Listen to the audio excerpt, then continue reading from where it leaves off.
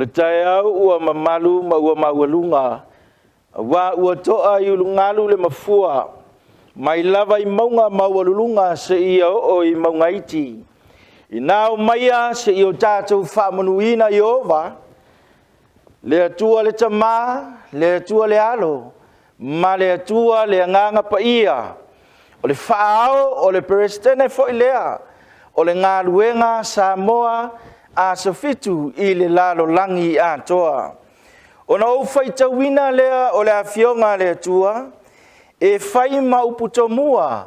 E Faafeiloaiga ai le whaamatai fia. O le ngā luenga SISDAC. Mai le whaitauina o le afionga le atua. O le alofa mai o Iova o te pese ai lava e whaavavau. O te whailo atu i lo ngutu lo whaamaoni i lea tupulanga. Ma lea tupulanga. Le alofa le nā Iova sa paseka i le nāpong sa. Aia lea ua whanua i whanunga le lei. Ua mawhai ai o na tātou toi Faafeiloaiga i le nei tae au manuia. E moni ai upu a le afionga le atua. E le ai se tasi alofa. E tusa ma le nā alofa. E ofo i nātu lo nola. E sui ai ana wo. O na avea leo o lo uleo. E whai mafofonga o lana uauna. Tai matanga luenga. Ma le mamalu whamatai fia.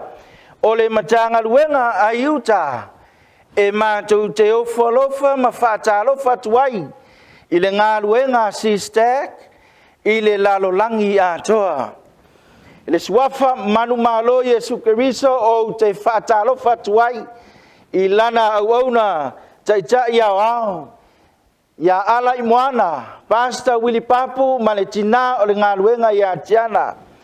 Ua whamalo le tau i ngā luenga le lei.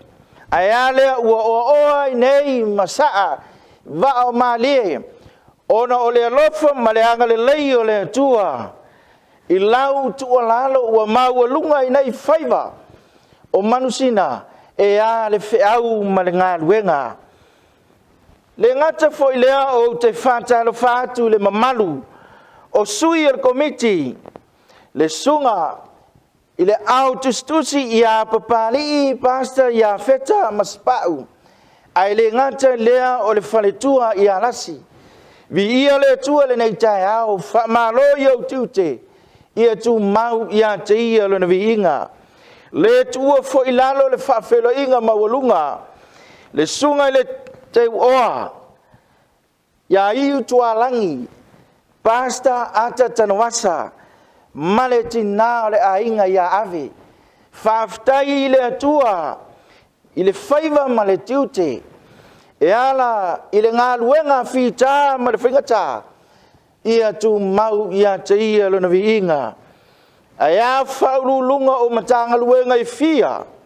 Ai maise le au whainga luenga tutofia le atua. Whapea o Toeaina. E ofo alofa ma mātou whatalofa atu i le nei tae au.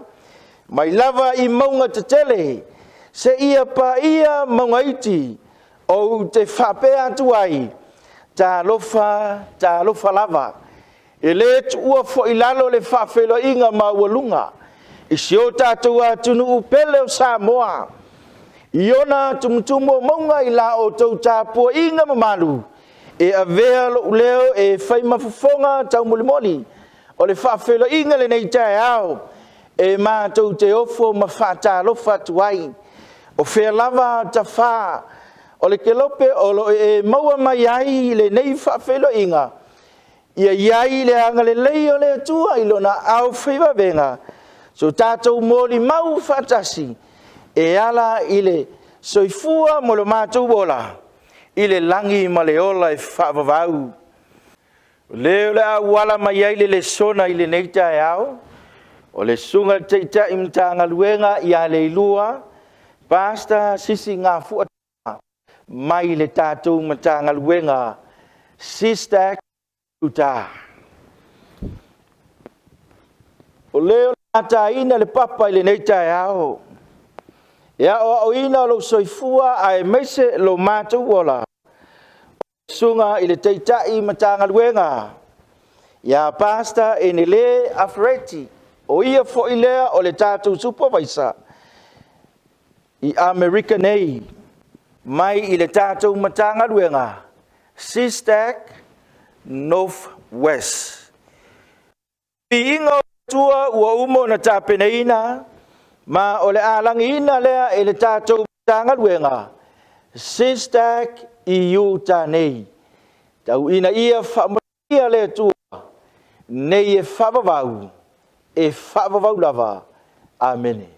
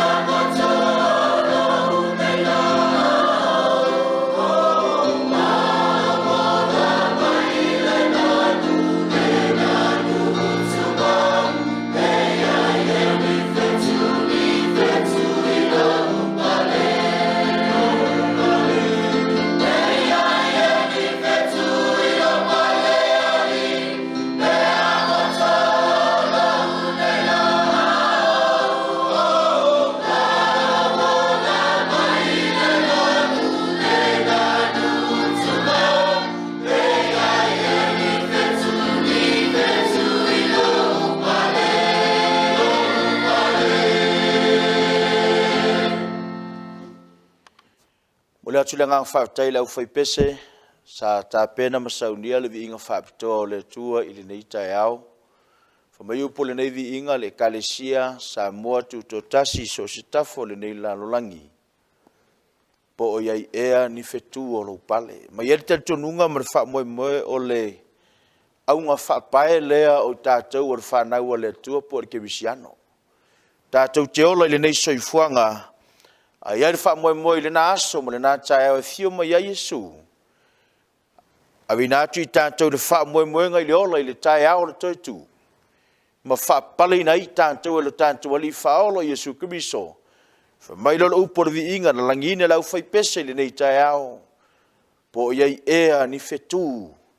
O ni fetu mo lo pale. Ia whaamnuia le atua I le nei tae ao. O la ufaya le tātou te talo. Mo la Mathena o le LESONA I le nei sapati. Lo mātou ta mai o lo soifua I le langi. O le viinga I lawa fio I mea upito lunga e vi ia lava oe whaavavau e whaavavau lava. Le nei tae ao ano whaatali lau ainga I so se tafa le nei lalolangi. O le aso fina ngalo e ale le suesueina o lau a fionga pa ia I le nei sapati. Mātou wole le angang sae oe whaia o ngasili se ie pa iatu. Pa ifo ma ye pa yane ma ye pa maia. Whavatele fina ngalo ma wha moe moe o lau nuu ma lau Ekalesia. Ili o mātou whalongo le tangata poto. Ele ngata na mau te whalongo ai whalongo ma ustai e whaia o lau lava fina ngalo. O le leanga sae si e pa maia le mea whaingaruenga e vai ma le whatau wā. Whau e ala le mana o ngang pa ia. Ina ialu ma le mana lo fina ngalo fola. Ile nei tae au I lo sapati pa ia lo mātou atua. Ia vi ia o lo mātou atua e ala I lo whaafonga mai. I lo suafa Iesu o mātou ole ma wala au atua nei. Amene. O le tusi o le amo mai ai. Se fe au o le LESONA I nei sapati. Sapati sumleiva. O le masina o te sema le nei te sanga e lua afe, lua sefulu. Ma ia le tau turunga wale o toi mamau o toi o seanga. O na whai wina loa leo le nei te sanga. Ai whaafitai le tua I le awa noa. O lo mwhai o le tātou maua e whaafonga I pēr ma whaalongo ai. Sa loto e ala I le awhionga le tua I lona fina ngalo. Mo oe maa u le whanau filfilia le tua. Tu sa e fesolo mta upe whaalo na whai upe suma le tasi. Whai upe suma le lua. O iwa manatu e mai ai se wheau mai le ngango le tua le nei tae ao. E mawhaio na moli atu ai le fina ngalo le tua e whaalau le lei ai. Ma toe fangu ai soifua ma le ola le Ekalesia. Le wala awina na wala awina Faapitoa ai tāntau e le tua. Ma lou tiute, ma lou whaiwai au na tātou whātau nuina. Ile nā wala au e pia na whai mai ai le fina ngalo le tua. Whai mai lor mau le nei tae au. E whesolo mtau pe whai upe sumane tasi, ma whai upe sumane lua e whapea. Na ia tu ina mai fo inise whai ma apostolo. Oisi fo e whai ma perfeta. Oisi fo ia fola le tala le lei. Oisi fo e whai ma leo a toa ma wao.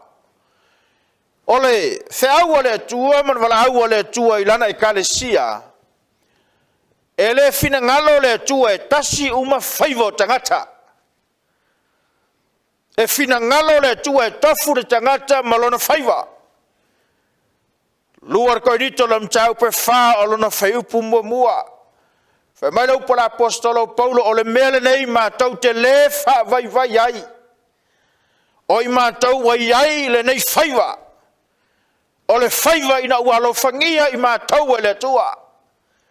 O whaiva la ia pe o na tā ua le whaau le tā pati nei. Whai mai whamtalanga na whionga le tua la apostolo Paulo. O isi e whai ma apostolo. O la tau whaiva o le whaiva la apostolo.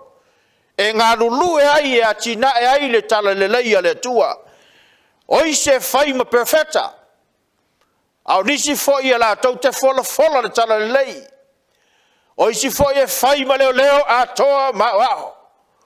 O na whamaila whau pe sumare lua o I lea o lo iai. Le aunga a toa fe au o le LESONA I le nei sapati. Ina ia wha a toeaina ai le au pa ia. E se whaivau au mai le tua ia te oe mau le Ekalesia. O nisi e whai ma whai whiau. O nisi e whai ma Toeaina. O nisi e whai ma tiakono. O nisi e whai ma taitai o society. Taitai o lau talavau o matangaruenga taitasi. I to tono ni ta ngaruenga aya ekalesia te tas.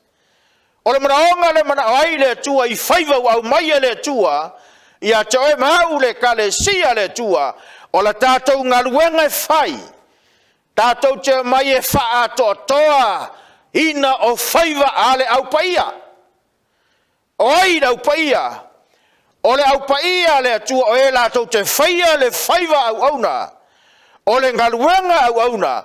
E lātou te atiae le tino o keriso.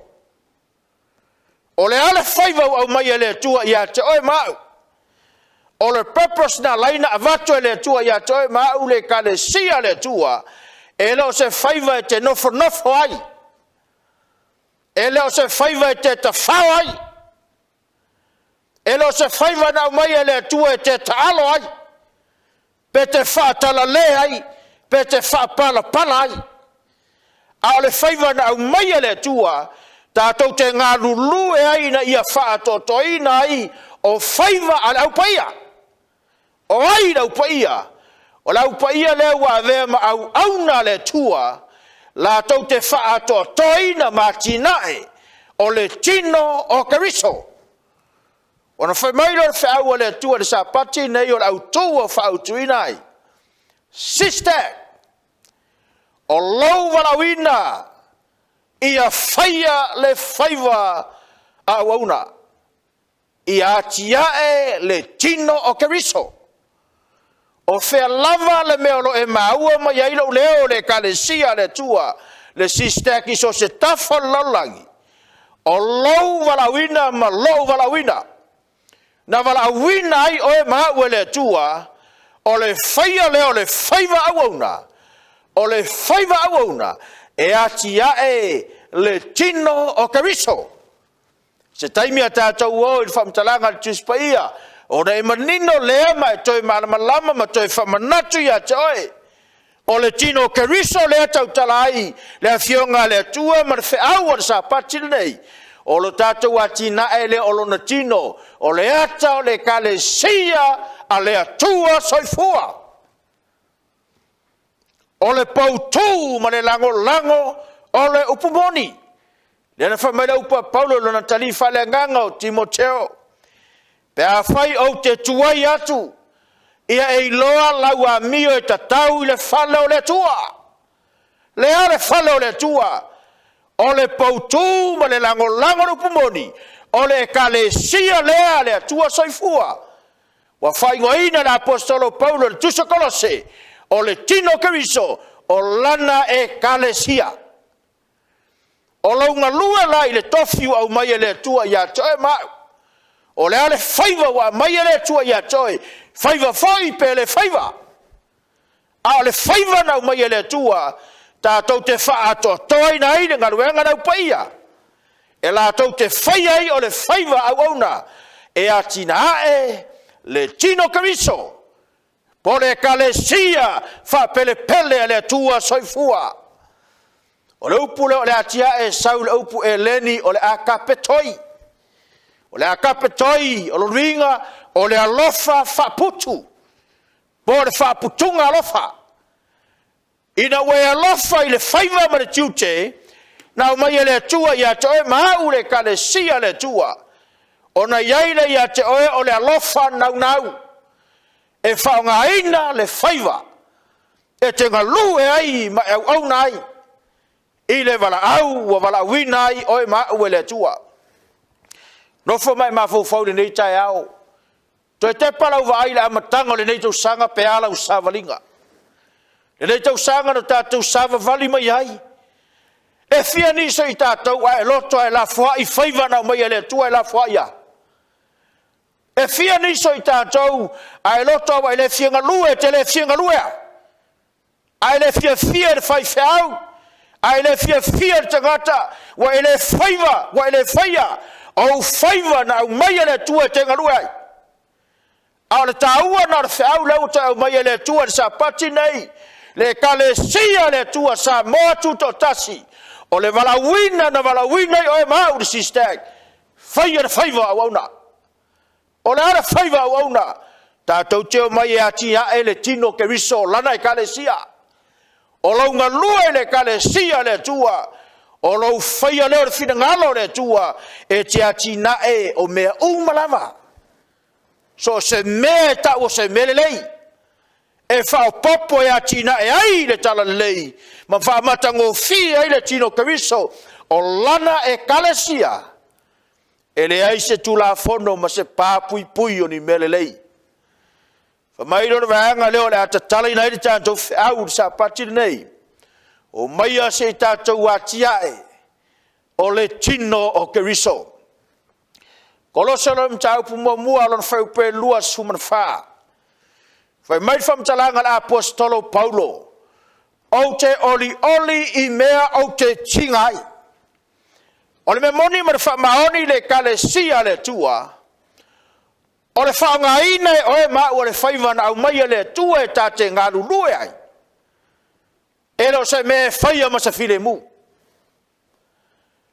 E lo se me whaia ma se solonga le lei. E ei tai me lunga ai la lo. Tau a tele le sona le sapati lente lein saunia le sunga le whawhenga ia pasa tui le e pasua.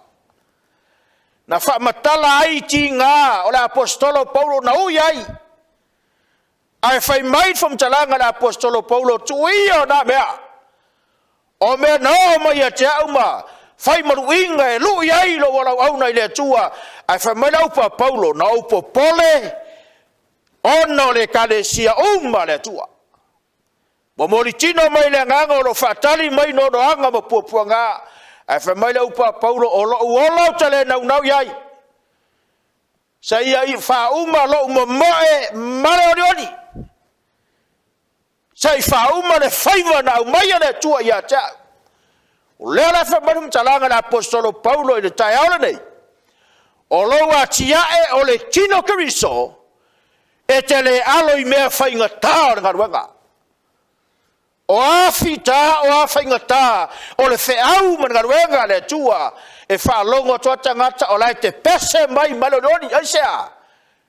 Awa whai mai lau para apostolo Paulo. O le mea lea o te oli ai i mea o te tinga ai. O le tangata ua willing e la whai lo nola. E tu inatu o lona soifua to toa. E ala i le wala au na wala wina Faapitoa i le tua. Mai le wham talanga na apostolo Paulo i lisi vanga. Mai e wha atoa i lo utino o mea ua totoe i puapua ngā o ke miso. E le isi sui tātou e mawhaina. Tau ave ina ti ngā mawhainga tā. Na tau ave e le li whaolo i Jesu Keriso o le sailinga o le leinga o le wātangata ma le tua. Ma se wha moenga o le whanau Kerisiano.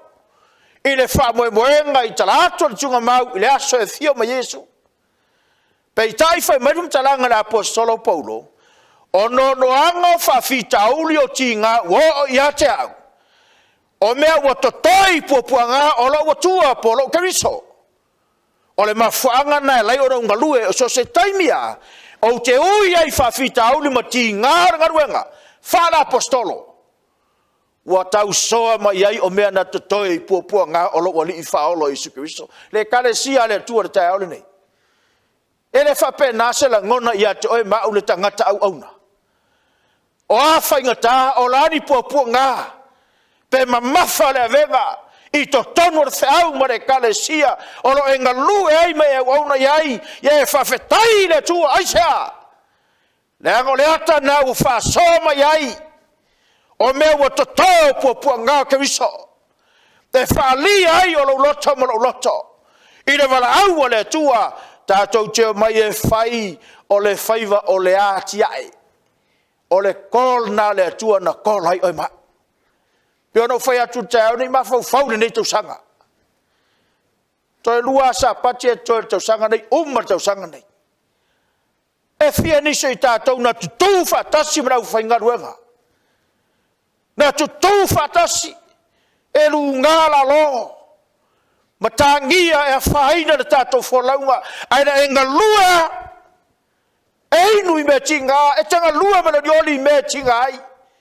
ina wei loa o lau tingai se au mga luenga keriso wa faatoa mai o puapuanga o mea na totoi maftianga keriso ona o le whaalatanga mo oe maau le Ekalesia le tua me le mafuanga no whaatu te au ne laupa la apostolo Paulo o le ale tino keriso kolo se le lom tau mor Faafeiloaiga sumana wha a ua o lona tino o le Ekalesia le ale atua saifua ele o Ekalesia uma ele o Ekalesia uma le tau tala le whaua le tua ele o Ekalesia uma e whai matino keriso no wa iai ala fua o meu whata oto le tua e ala ilana tuspaia e whamatala ai i tangata kerisiano ma le whanau tangata o mea ilo ai le Ekalesia le tua soifua whafonga le whamtalanga tuspaia o maia se a tātou atiae le Ekalesia le tua soifua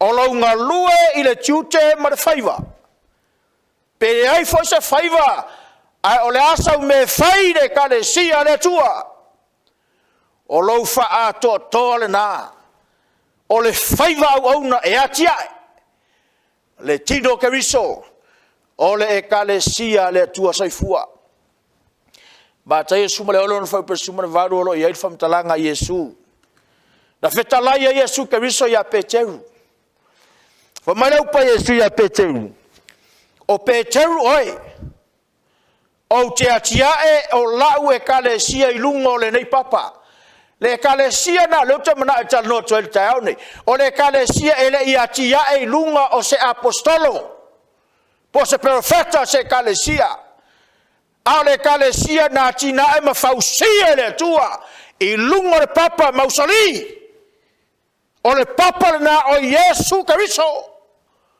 leo te tala noa toi le tai aole nei e te mafaufau ia i le whaiva le au auna o le tātou whaiva tātou teo mai e ati ai tātou te fatu ia le lei e ngalunue ina ia whai ia mawhai ma ia matango fie le tino keriso lana Ekalesia e le aia seiso tātou le Ekalesia le tua te leilo ia oi awa ulau tau tala te au nei fuai o loto tangata e whai upu le Ekalesia le tua aisia la ngai pele lo loto ina o malama tu spaia ma o lo le Ekalesia le tua saifua o le Ekalesia na tina e lunga ia Yesu keriso o le papa mausali le ngate le Efeso lo mtau pelua fa pelua sfulu o le Ekalesia o lona whaavae o lau perfeta ai maatuli manu ai Yesu keriso e mawhaina se sere perfeta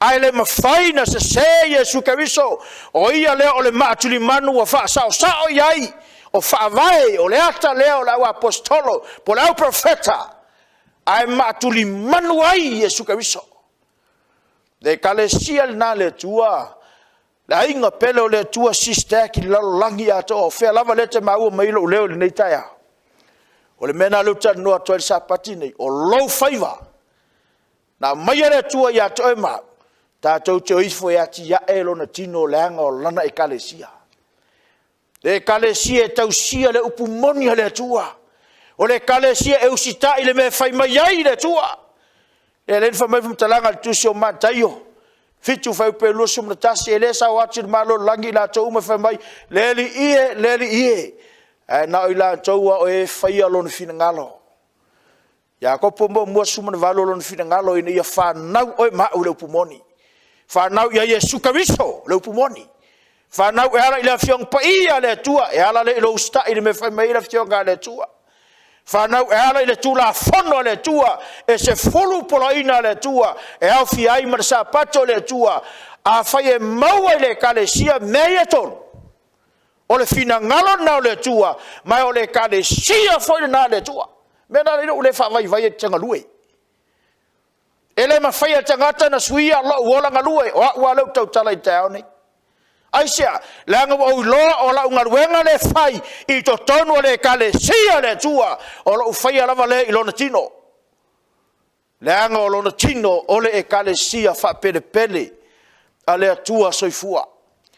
Ma te ilo mtau pe sumalua o la fai upe tonu sifulu.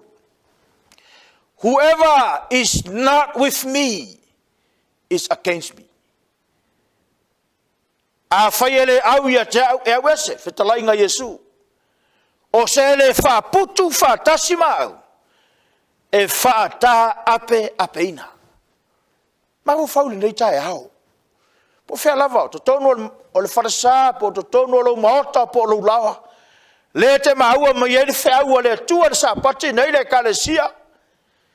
O fia ni taimo le nei tausanga. Na e whaasanga taua ia Iesu Keriso, e whaasanga taua le tala le leia le tua. Po lana Ekalesia o lo tino. Ma fu faule tai au nei. La ngai fai mai fu mtalanga tuspa ia, o se le au ia te au Ea wese. O se le faaputu faatasi foi mau. E faata apeina lea. Ala mara onga na pio na mai le tua, o lana fe au le tai au. Toi titi ha umane nei tau sanga. Fia ni taimo nei tau sanga na o lau against la vai ngaruenga le tua. Against la ufai ngaruenga. Against e o tutu e tai ia le Ekalesia. Against i me fai o le Ekalesia le tua. Mana tua le uloto saunoanga e masani saunoai le au tustuso tatu ngaruenga au. O lo urufale mai tustono o le Ekalesia le tua. E leo se malai taalo o lewe e urufale mai tustono o le malai tau le tua. O le Ekalesia le tua, o le ato o le famtalanga. O le Ekalesia le tua lewe e urufale mai ai. O le malai tau le nei. O le malai tau o le tua. E tau o le tau e mo le Faafeiloaiga gaga. Na fola mai mau fau nei tausanga. E fia ni taimina avatu ai por kalame la o whaingaruenga. I ruinga o le a tau ai ngaruenga. O le a tina eina leo le tino Keriso. O lana Ekalesia. Aina e tu e whaasanga tau I por kalame. Lela umar tausanga. Toi nofo mai mau fau ta au nei. I le te au male tua. Pe te au ese. I le te whaaputu whaatasi male tua. Pe te tū le I tū au. O e whaata ape ma whaaleanga mea I te tonu o ngaruenga le tua. Tātou whaasolo e se tāua. Ngaruenga lua sefulua'i pe toru suma lua. O lea mai I whaua la apostolo Paulo la vea mai ma tangata amio leanga. Tangata ia le au whaatasi ma le tua. Le au whaata ape. I la tau o e le tū whaatasi e le au whaatasi ma le tua. Ngaruenga lua sefulua'i pe toru suma lua. Wa tuina atu o tau I le atua o le na te mawhaia o na tiae ia te o tau. Ngaruenga le lua sefulu. O le wa umar ngaruenga whamison nau e la apostolo Paulo tono le Ekalesia Efeso. Na ami le la apostolo Paulo ma poa I le Ekalesia. Whamaifu mtalanga la apostolo Paulo. Wa o tuina atu o tau le Ekalesia le atua I le atua. Aisea. Whamailo Paulo. Awa o ia lea, e na te mawhaia o na atiae. E na o lea tua e mawhaina ngalua I lau fina ngalo ma lau loto. Ina ia mawhaio na e vili tai le salamo, I me leanga le soifuanga. Le tu lena e tua le tausanga, e te whaasanga tau I mea ngaruenga le tua, ma porkalame au maia le tua lau whai ngaruenga. Na e mau whaule le tai au nei, whamai Paulo. Wau tina atu o tau na, le au whasanga tau, le au wese. Wau tina atu o tau I le tua. Awa na o le tua e mawhaia, o na sau e atinae I lau fina ngala mo lau loto. Ina ia e sau ai mo sau, tātou te tutu whatasi, tātou te whaia le whaiva au na e atiae lona tino, o lana Ekalesia, whafonga. Whasolo mai lalo. O ngaruenga la apostolo Paulo na ia whai tono le Ekalesia, whai pelosu marfitu. Mai ua ule nā tia se mea, ina nei le whai lo atu ia te au tau, le fina ngalo umba o le tua mo oima. Wale se mea nā tia, tosi fio tau le Ekalesia, amu ia oe, amu ia tātou. Olo a samora whainga ruenga le tua I so se tafa, olo iai lana Ekalesia, le ao marpo. E moe mana tunatu mala hala saidi. Ma samo ile tua I tuli vai mo I mata ina ia au mai le poto mamai lau whaingaruenga la tau te whaasoa ina ila fionga pa ia le tua. Mai Paulo o le nā tia se me whapena le ato lau whaingaruenga. Whapena le ato le tatu te te iau ao. Walus furu tau sanga le soifua le te te iau ao. Ai pe ia le mawhau whau le tala vautu lou lana wauna. Ai sea, le anga ia samo ile tua ma whamungia le tua I manatu. For ina le tō whatatala ma le poto matala ia te ia. Le laina le nā tia se me tasio la fionga le tua. Ina nei le whailo atu ia te tau. Le mea lai fina ngalo I le tua moe ma. Le ala wau whai atu te aune le Ekalesia. O le mea le fina ngalo I le tua ilana Ekalesia. Tātou o mai se tu ia nā mea whasang tau. Tu ia nā mea whai manatu. O mea mtaranga la apostolo Paulo malo le tua e leo le upu. E leo le tele upu. Alau malosi e te ngalue ai. E leo le tele tau tala si tu lau. Ai nei se me whaia. Alau malosi e te matua ngalue ai. Au na I te au mangaluenga o lona le fina ngalo. Tātou te ngalue ai. Lua suma le valu ma whaupe lua suma le iwa. Whamaila whamtaranga la apostolo Paulo. Le mela nani whamai Paulo. Wauti na atu o tau le atua. Le ngai sila fie Paulo. Ama vai pe o mele tai mea ruese ai. E imo mea ta o ruko. Whafonga lau tau. Pe ama vai o no o ruese. E o mai a te o tau o luko sawa. O luko sawa. O ele whasauina le lafu ma moi. Kosi fio kou. E leo kau karar whea ua le kua I luko ia kakaaso lungo. Maunga maralo la au. No. O le tau tala whea ua le tua le Ekalesia le tua. E tau tala I mo meo luko whaifusiua. O luko la e suki mai tono manu le tua. E suki mai tono manu le tua e whaifusiua. E alanga mai le whanau le tua. Au paia le wha marifu tananga tus paia. E whaato tōrenga ruenga le au paia. E alanga mai le au paia amene mai whai luko. O le lau fsina tu te hao nei tātunga luenga wao. E fiani luko I tono lau tanga luenga. E atono lau Ekalesia. E alu aiga. O le mele fe luko. E sau wā. E na te le whaasauina le lafu mā moe le tua. Na le te hao nei te mawhauwhau. Ke roo kou ni kausanga. O le kausanga o the ai. O le makamaka ika mi o luko ki Apollo I ko kongo le Ekalesia le tua. Mai e runga taitai au no so whaia luko. O to tono rau whainga ruenga e tutui matangi olo no so whaia luko. O taitai o mtanga ruenga Ekalesia taitasi o ainga taitotasi o e nati nae le fina ngalo le tua po le Ekalesia le tua no so whaia luko sawa. Ai whai mai whamtalanga tuspai o le mena whamerau pa Paulo. Bena no tu inatu o toi le tua wa le tua fa malosia oi. E alu umar taimi o lau wauna, fai feau na vaia le Ekalesia wa ruese. Pe wa mian malanga le oti, pe wa sitia I sisi Ekalesia. Ai a fai na whalango lango lau wala le leer fai feau. E o malo taimi o mai luko o sa faia le pumoni po le loto au le Ekalesia le tua. E te le mawhaia na e tua e te tongi le luko. Ar feauro o mai le tua te au ne merf me lupa Paulo. Pe ama vai no o ese o mai o luko sa wala tau te le fa sauina le lafu ma moe le tua. Le Ekalesia le tua le nei tai. O le la ufsida tu te au nei. A fai o le te whaafonga mai tono lau living room po tono farsa po fela vale te whaafonga mai lo leo te au nei. A fai te mafo fau ifo o le luko ne fasanga taume e sauai ma moia le tua ma le Ekalesia le tua ma lau whaingaruanga le tua o te mana e tau ia o le te au nei wala wala te mina e luko ko kiki afio mai Yesu o ngai ke luko au na leo au mai le tua le te au nei that's enough. It's time to surrender everything and dedicate your life to God. Where's time? Time tau e sala mo fa maoni ai ala Faafeiloaiga wala ato I le tua fai pe tos fulu mai e tupu mai a tau lava tangata e tau tala mai I mea whaapio ngaruenga le mo le luko e fai mo tau tala I ngana pio tau tala I mea whaapio E sa le upe fai atu na anu foi le oia fatele ma fa vevesi ai le Ekalesia. Vevesi ai ainga. Ma si itau ai le si ainga, o le si Ekalesia, o le si mtanga ruenga, ai sea.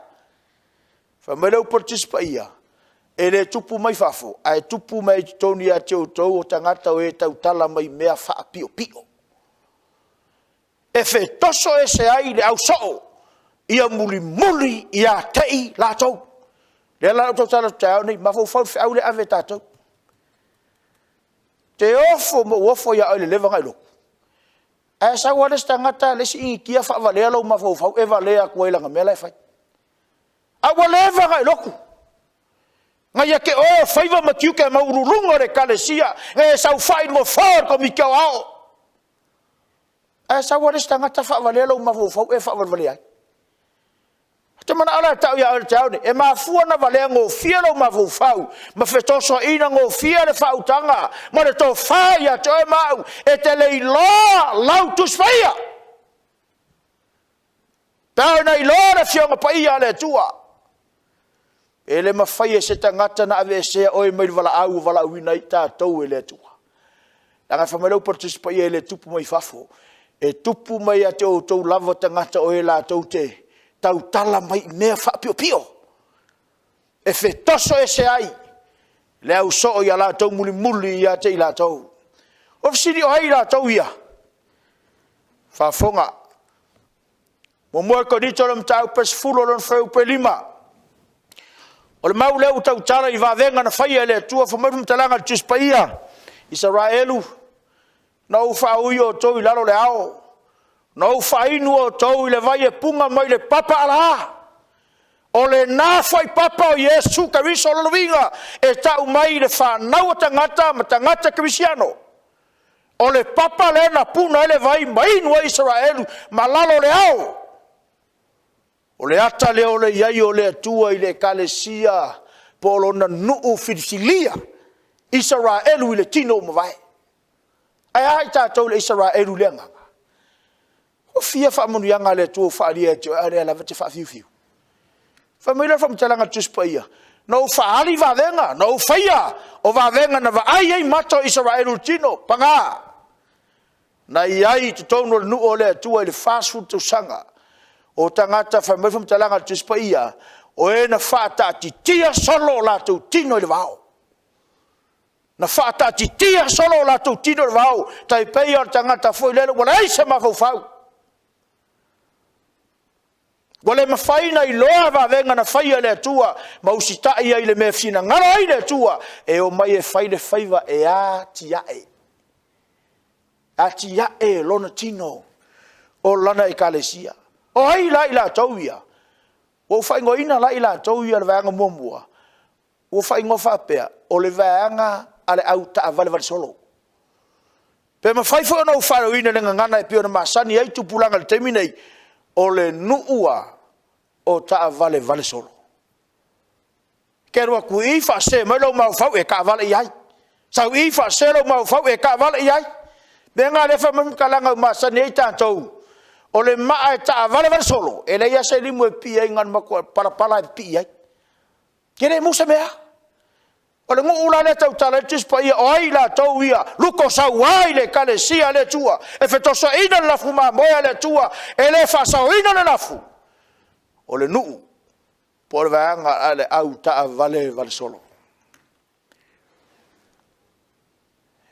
O ini au taa vale solo i lau Ekalesia mana mtangaro.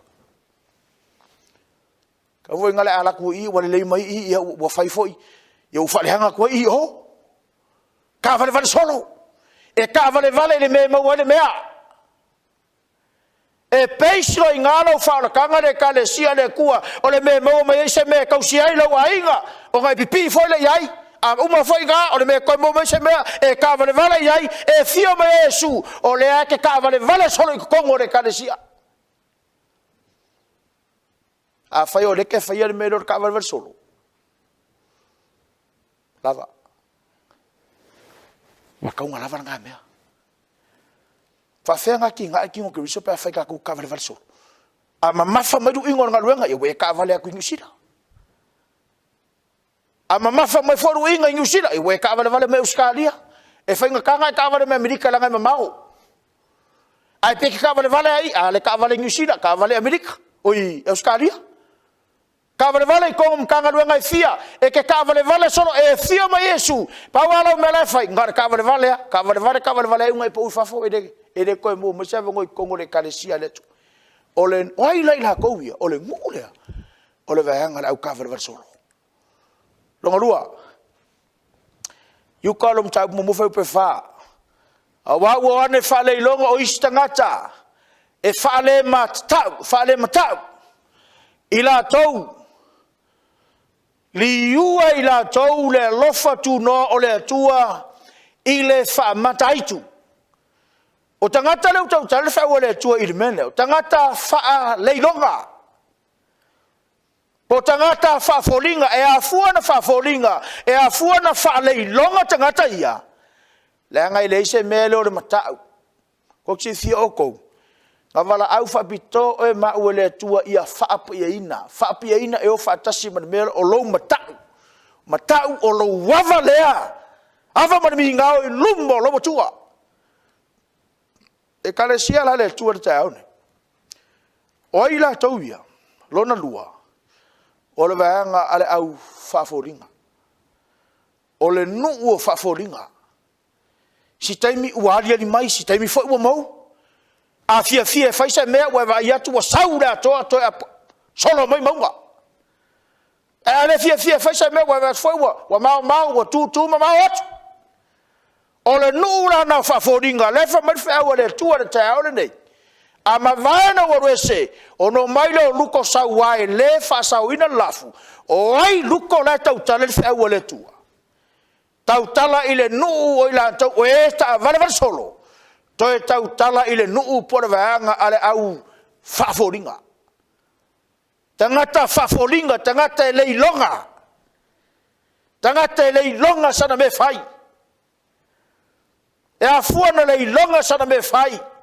E a fuana faafolinga langa o le sifi ola le matau wa tato iai le taimi e ta pena i le Ekalesia le tua le langi wa lata le fia mai a Yesu e le finangalo le tua e avatu ni tangata le matatau na fia mai Yesu ina ia salamo tangata iai tangata le whamoe moi lola e a fuana iai lola wa ya te oe mau o le ava marimi ngao e ala ni matau e te au nai le tua.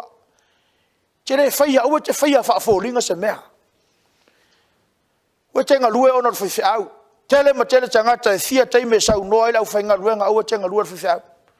Ala utale le whai tia o le tele ia ma tele o tangata e whapena. Se ilonga i rwhai au fuko alu la koa. E ana ilo rwhai au. Pia alo lalo ngau papa fuile. Ale nuu lea, o le nuu o le au faafolinga. E peulo mtau pe toru fau pe suma le 5, fau pe suma le 4, fau pula suma le 7 o lewa o mai ese te tau. O le nuu lona tolu lea, le famali fisili tau ne o ilantou, o le nuu lona tolu. O le vaanga po le nuu le ilantou o e fai leanga sala. Kangola mai kau mela famtalanga le lava tu tau ne. E te longo fia le tangata e vai lona tapula a fale anganga i to tonu le Ekalesia. E le tautala mai ni mele lei. Na mele anga e tautala hai. Mai tau. A le tangata le lei le tapula i to tonu le Ekalesia. E le ngata o mele lei e tautala hai. A e fai mele lei. E le lei me tautalai, to e fai me le lei aisea. Langa i le lei le tapula ai le wafea ngai malona tua. Lau fusiri na ia ore tau, nei mafo fawifo ma fusiri lo fina ngalo. O le nuu le tautale le fea ua le tua, ma ilantou e fai maluko saua, e saua ai le whana ua le tua, ma fetoso ina e se ai le lafu maa moia le tua, e le mawhai ai o na fai, le faiva au na e ngā lulu e ai le tino kawiso. Ma fua ona i lau wha lave le nuu o ngasala. Au lau o mei le tua le tai au nei le aingo le tua. Whamari vanga whai ue tau whai e au o sapati nei. Au ana i whai oe male a tia e i mele anga. E ngai le vala wina o mau ele tua mo te salo ni mtau petolo no feu pe fitu. Ele vala wina I tātou ele tua I amio le anga. E na vala wina I tātou ele tua ia faa pa ia ina lava. Le kalesia le tua le te aone. Awana I fai oe ma le atina I mele anga. A ia fai oe ma au le SISDAC ma le atia I melei. O lau faiva ma lau faiva na vala au ai ma totofi ai oe ma ue le tua le kalesia fa pele le tua. O maia tātou te faia o le faiva au una. Tāua tele lau loto saunanga le teitai o si tātou ngā ruanga o ao. Ngā lulu e ape to e se lau tau sanga fio mai Yesu. Langa tenga lua lo manatore to e pauner tau sanga fio mai Yesu. E limeta ia me fai. E fato aliua ina le stangata wa leva na fafolinga matava le vale solo I tonu. Aona I loe to se lau tau sanga le fio mai Yesu e tenga lua. Galue. Se yo o le naso. Ma fau nei tai au limas fulua sa pato tau sanga. Fia niso I tātou na atoa limas fulua sa pato e sa wea tina e tino keriso. Fia niso I tātou na atoa le limas fulua sa pati.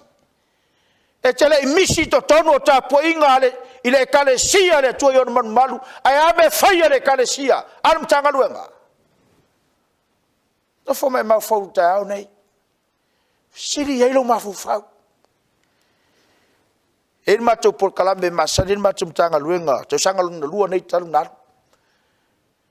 E matou por kalambe Faapitoa mo le award e ave le tamau tau sanga. O le tina tau sanga, o le talavau tau sanga.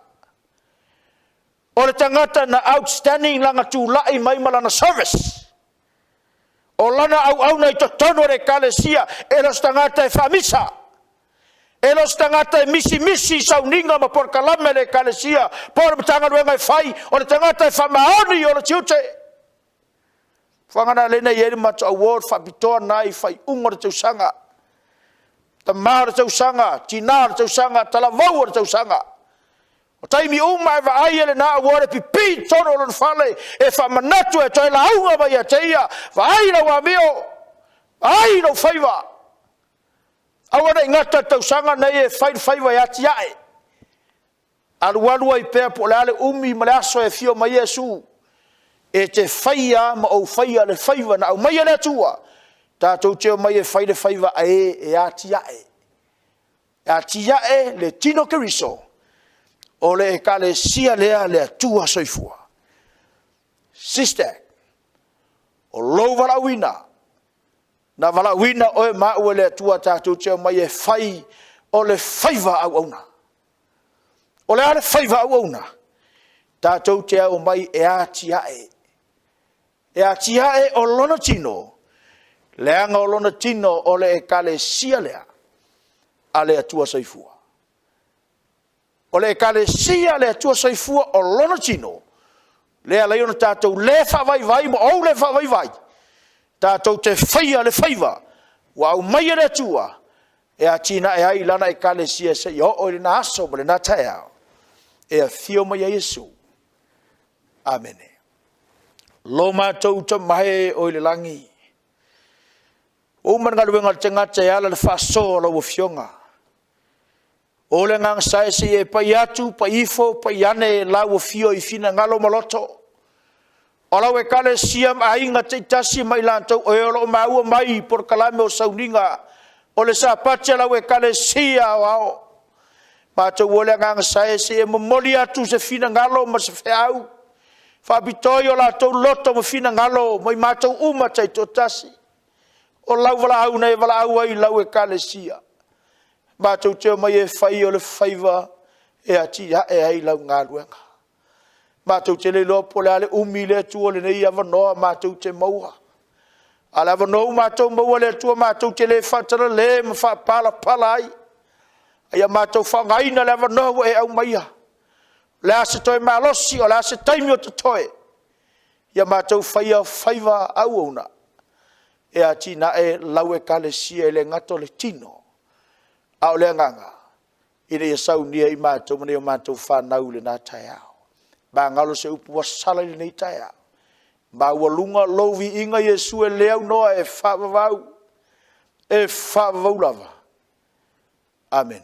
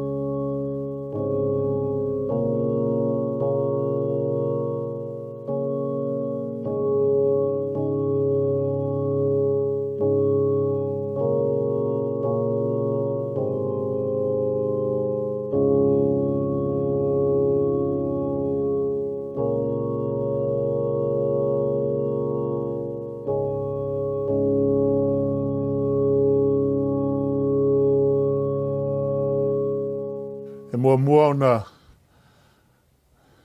Faafeiloaiga atu I le paia ma le mamalu faatafā o le tatou Ekalesia mai lava I Samoa ma Australia ma New Zealand faapea fo'i Amerika nei.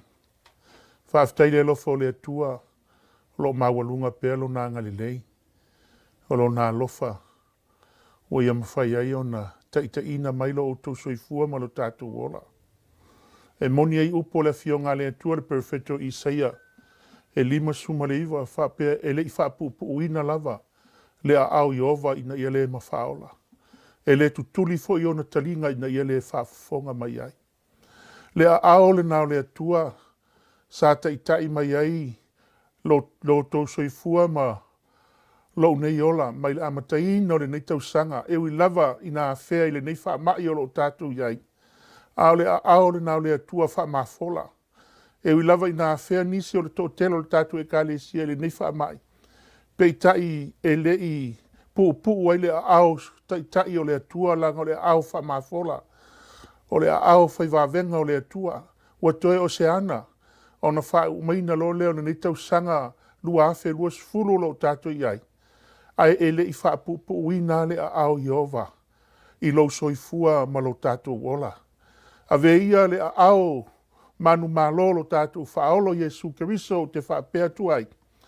Whaamālō whaafetai atu I le soifua lau le lei o le tatou taitai ao ao. Pastor Willie, alai moana Pastor Willie Papu. Ai maise o le whaletua. Whaamālō whaafetai lo o lua soifua tautua I le atua. Soifua manuia. O le tatalo lava I aso uma I a whaaloloa I le atua lo o lua soifua. Maua peni aso se tele. Au ale o la au na male te inga ngā luenga le atua. Se yo le aso e fio mai lo tātou whaola. Faafeiloaiga atu lo senga o le komiti le au tustusi le te ualoa. Ia ai mai se o taitai mta ngā luenga I fio le ngā luenga Samoa le au whai ngā luenga. Lo tutu mai matangi olo. Ia ai mai se lava o au sina o e ua malo lo manu malo. Fatalo fatu e ale suafa manu malo lo tātou whaola. Fatalo fatu I se tasi. Se uso, se tamā, se ainga. O lo maua mai nei whaasalaunga I rungo ala e ai mai so le nei sapati. Faafeiloaiga atu lo su mai ma e whaalongolongo mai. Tauna ia avea le nei sapati ai mai so a fionga le atua. E whaala e au e o tō whinangalo mo tātou whamoe moe. Se o le aso e fio mai ai. Lo tātou whaola manu malo. Tauna ia whamanuia le atua le nei sapati I lau whaafonga. Ma ia tele se vi ingo le atua e ala ia na fionga. Ono le suafo Yesu. Amene.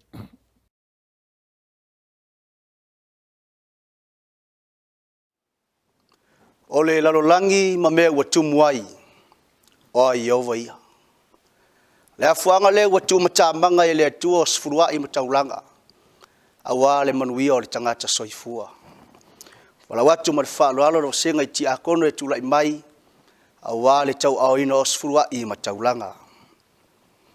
Pe whaoe le tangata mea le atua, au tau, wau tau whaoa o mea.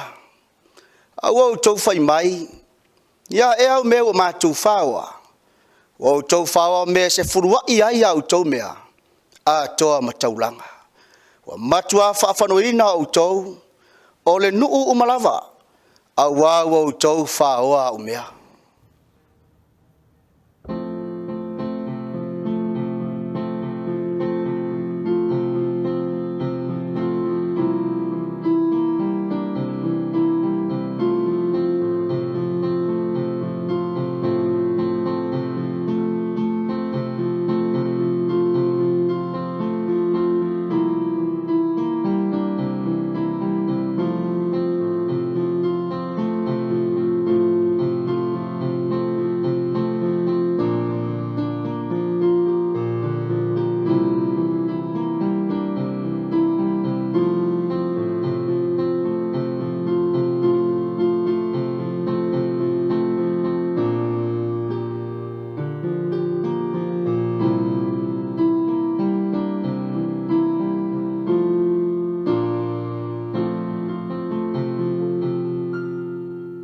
Watu mat whaolalo le tātou au fia se o tātou tutulai whaatasi, a wā le whaapeina o Sefulua'i ma Taulaga. Ina au mai a me Sefulua'i ai au tau mea o malawa i whale tua i mea, ina iai me ai lau whale, mai au tau tofa mai ai ati au le nei mea, ua feta lai mai ai ovo au, pe au tele Toeaina pupuna le langi mo au tau, masa sa atu le manuia mo au tau, ina se ia sili ona tele.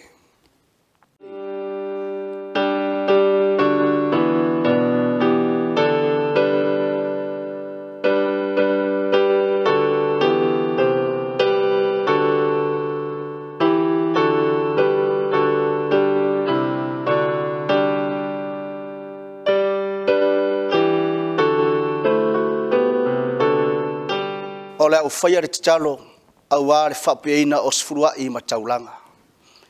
Iovo au e lo mātou atua o lo soifua ma le langi.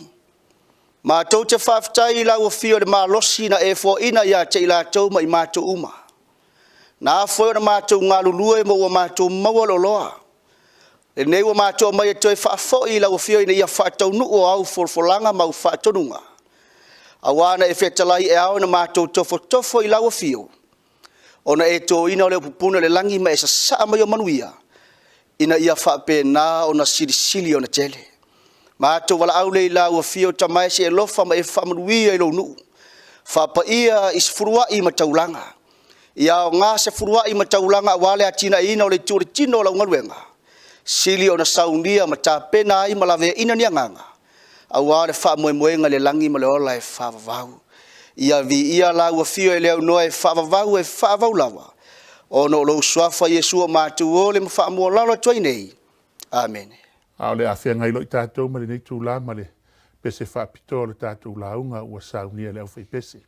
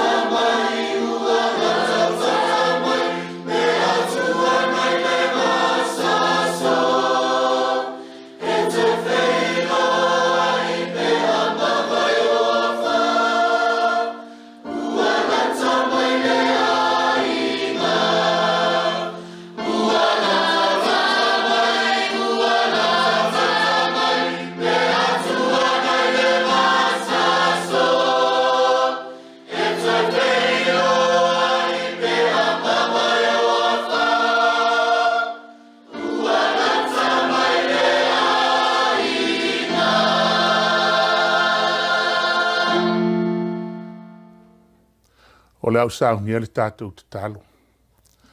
Lo mātou ta mapa i ae o lo ea whire langi. Wa mātou i ai le i tū lao la mātou whaalongo. O le alo fina ngalo.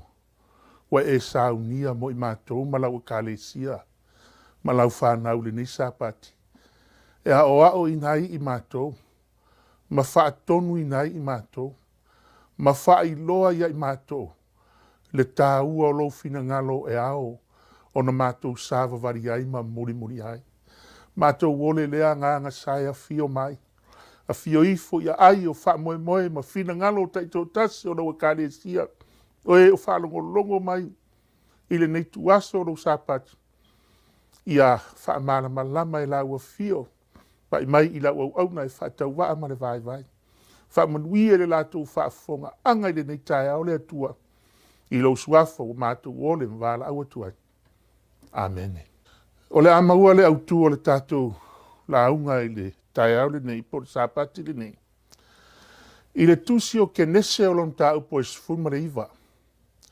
O le au le to e wha matalaina i ala mata upu le sifuma le iwa o le tusi o kenese. Wa uma ono o tausi la fia o le tala malama. O le mea ua tupu. Ae e iai le tāua o awa onga o lo iai. E ao ona e si la fia. E ao ona toe wha manatu. E ao ona toe wa ai to toa iai la tātou savaringa. A o tātou wola ma soifua i le soifuanga le nei. Tātou te iai. O le tala i le whaumateina o so toma makomolo. Tala malama. Peitai e iai le mau te manao e whautui na i le au i le sapati le nei. O lo mau e le whai upo e sfuma le fitu i le kenese o lo mta upo e sfuma le iwa. O le au whaitawina e whapea. Ua taitaina i la tau e i la ua i tua. Ona whapea tua i lea o ia. Ina sola ia e te ola ai. Aua e te tepa i tua. Aua foi e te tū i se mea o le whanua langotasi. A ia sola lava i le maunga. Ina nei mā laia oe. O upu ia a angelu na fai i a lota. Ona ua lata o le a wha o matia ma susunuina so toma makomolo. O na ungani lo lea o angelu i a lota. Lota sola ia e te olai. Au e te tepa i tua. Au a foi e te tū i le mea whanua la matasi. Aia, ai sola i le maunga. Ina nei mā leia oe. Peo no fai atu o le tala masani. Te leto e au mai ai whaamatalaina a o le tāua o le awa onga le au mai ai. Sa wha nati lota. Sa wha nati ia le sola lota. Pei tai o a ngelu lava ia wa ungani. Ai sea, ona o le a wha umatia so toma makomolo. No whautuina leo le tātou whi au le sapati nei e whapea. Ina sola ia e te olai. E peia fōlinga mai i le whaupunga lea o le sola. E le o se mea, le leipo se mea e tāua i le whaafofonga. A tātou, a e maise a tangata o le atua. Pei a sola, wa iai se mafua anga e alaina sola ese. Pei tai o le sola lea, e mana o e tautala iai le fionga le atua i le tai au le nei. O le sola ina ia ola. Aise a, wa tupuru whalavelave. Wa o mai le mala. O le asu sonuina. A e sili iai le sola ese. Ina ia ola. Te mana o la tātou o i se tala o le tuspa ia. Ina ia e malamalama ma tātou malamalamai. E pei o le upu le o le sola. E whaale manui e le tātou whaafufonga i le whaafufonga anga. O no nei le tu sila fo i le tala iai ona. O le tala masani. Pe ono fai atu o te le toe au maia le tala atoa. A o tatou malama iai. I le tala iai ona. O iona na valawina i le atua. E alu e ave le feau i ni neva. Alu e ave le feau i ni neva. Ai latu iona le alu le va ai tasesa. Sola i le i tasesa. Ai whaafonga le fionga le atua. Fai upu e tolu le iona le mta mua. A ua tu la iona e sola i tasesa. Ai loma o Yehova. Si le sola lea e peye le e lea foi e le longo le lei. E le longo le lei i lau whaafofonga ma lau whaalongo. Le anga o le sola lea ta ua i le tusia iona. O le sola a iona. A e sola i lumo Yehova. Fai mai lea. Wa wifo foi o ia i opa. Maua le va e alu i tasesa. Ona a watu ai le e ia le totongi le au waa. Kapteni ma le au waa. Ma wifo i hai. E o ma i la tou i tasesa ai lomo Yehova. O lolo winga. Na vala wina i lea tua iona e alu e avere fe au ini neva. Ai sola i tasesa. Ai fai mai o le sola le a iona. O sola i lumo Yehova. Le anga o le afionga le atua o fofongo Yehova. O lo fe tau fe tuni ya i le lalolangi. Ai sola i lumo Yehova. Se tatu fa solo pea. Wo inangi le fa. Wo inangi le fa wa fa tia le va o le tala masani. A o fea iona. La e moe i lalo le ano le va. La e moe i lumo le sila Yehova. La e sola i lumo Yehova. Ai se a, e o ma i la tau i tasesa, ai lomo i Yehova, e alua, a o lai sila i ai le atua. Sila i ai le atua i le sola. Whaafonga lola le whai upo Sefulu. Ina ua i loa i le au waa. Wa whaatia o panga tia i la tau i longo le vasa. Nā tau te malamalama na lau uma i lalo le o loa le waa. Ai sua i fonga o lai moe iona. O mai whai le vili o iona. Fato amara o iona o le tangata o le atua mata tau le au waa. Whai mai lo le whai upo Sefulu. I le vaenga muri o le maulea. Awana i loa e ia tangata, oi tangata o le au waa. Le kapeteni ma le au waa. Awana i loa e ia tangata, sisirvoi, ua sola o ia ai luma o Yehova. I loa le leia le au waa. Wa i loa le leia le kapeteni ma le au waa. Ta fe le tangata na ave i le fe aua le atua. Le tangata na wala au nia Faapitoa le atua. A e sola i lumo Yehova. Sola i lumo Yehova. Ia sisila la. Ta tia ia le sola iona. A jo sirfia. E tele ma tele tatou. To tono le Ekalesia. O la e te sola i me whaia le Ekalesia. E aisa. O le tūlai mai au ingo ngā ruenga. Tūlai mai au poro kalama i te tono le Ekalesia. Wa whata atia le taitai. Poro kalama i le matanga ruenga. Poro kalama i le Ekalesia. Whata atia le whaife au. E ia isi lai sola. Sola ese ma me whai. Ai e te sola i loma o le atua. Whaapei o le sola iona. E to te ilo e ile si to i ngā sola. E sola i le vāo tangata. E sola ma tifa i to tono le me tumu i tangata. Ai le ai ma se me whai. O le vaenga le nae e tau e isi. O le au wha mawhana no foa. Ai sea, sola i me whai. Sola i lumo Yehova, whaapei o iona. A o le sola lea, e manao le afionga lea tua le tai au le nei. O le sola ina ia ola. Sola ina ia ola. Whaafufonga lo le la tatou wo i mau au tū. Na ua whaamatala le whenga inga fau. Wa whaamatala le apostolo o Paulo. Me ua whaatatia ia le sola iona. Langa na sola la sila i le atua.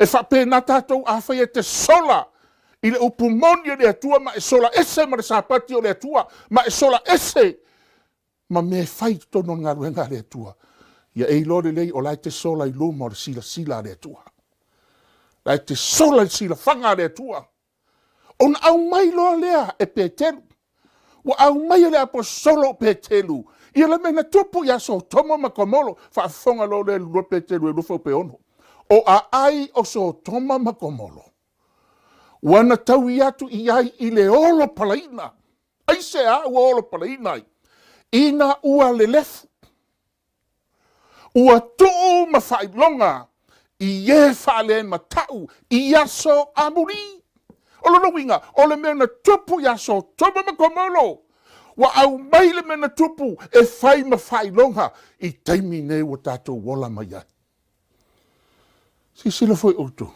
whai mai il whamtalanga le apostolo ua tau iatu i ai i le olo palaina ina ua le lefu ta fefe le mena tupu i aso toma komolo ua le lefu e a o whapefea mai tātou whai mai ua to'o mawhailonga i e whaale matau i aso amuri tautu sina while mele u tātou iei nei le sene tuli ne u tātou iei nei la o lata le whai unga o le pāneta ne u tātou te iei ua tele le au whaale matau iei a o le whailonga tele le au whaale matau sila i le whai upoe fitu na ia la vea i fo i a lota o le amia tonu sati ngā i le amio whaamata itu a e whaale tau purea na o mai leo o lota na o mai leo le tangata amia tonu le tangata o lai fifi loia i tonu ma tangata ua whaale matatau ma e ua le lefu o la tau amio whai mai sati ngā i le amio whaamata itu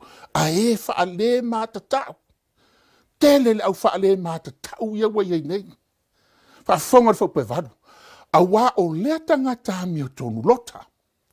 Sāti ngālo na loto whamaoni. A o nofo whaatasi mai lato. Talo whaialo tāri.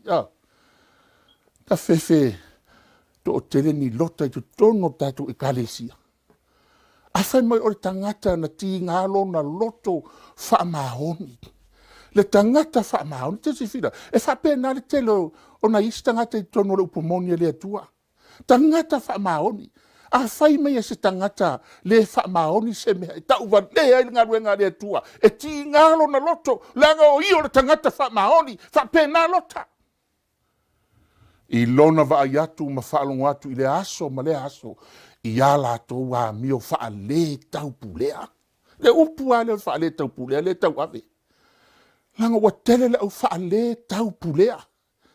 Whafonga, whai upo iwa, wa sila fia ele li i se mea, e la vea i mai ai e a mi o tua, ai le whao so songa. Se abela se abete. Tangata mi o tono. Lae, ti ngā, tangata le wha maori. Ai sila fia ele atua. Sila fia ele atua se awala. E la vea i mai ai e a mi o atua i le whaososonga. A e tau fia e a mio leanga. E o le aso e whaamusino i nai. Ina ia whaasala i nai. Leanga aisea, so tomo makomolo, ua whai mawhailonga, mo e whaale mātatau. Le atele nao so tomo makomolo. Lea tātou te iai nei. A e sili lava, whaafonga le whaupes furu. A e sili lava, i la tou o e muri atu i la le tino. I le tu ina nau, i le fia ura vale. Oi whauto, o so tomo makomolo. Lea ua tupu mai ei le mea o le Feusua'i o le tamaloa. Feusua'i o le fafine, a le tau le whaupes furu. Wa sini lo lato muri atu i la le tino, i le tu ina nau, i le fia ura vale. E ala na whai o le fia ura vale. Ma lato whaatau waa i ani. Ua whaamalosi. Ua whinau vale. Ma ua le fefe o na upuleanga i e ua mamalu. Le mele le ua tupu nei. Le anga o le whailonga. Tangata e tuina nau i le fia ula vale. Ai en tangata whapena i tono le Ekalesia. Talanoa i le iai.